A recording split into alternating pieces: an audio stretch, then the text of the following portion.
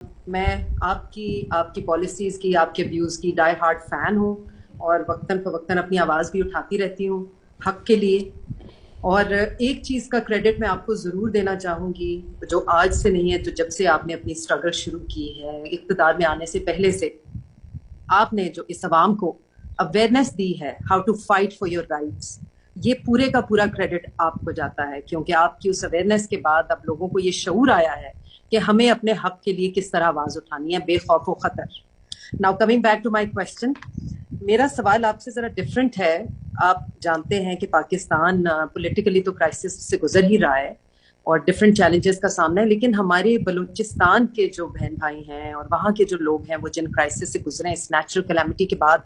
تو اس کے لیے آپ کا یا پاکستان تحریک انصاف کے ممبرز کا کیا کردار رہا ہے؟ شگفتہ دیکھیں، یہ جو بلوچستان کے اندر ابھی فلڈز آئے ہیں،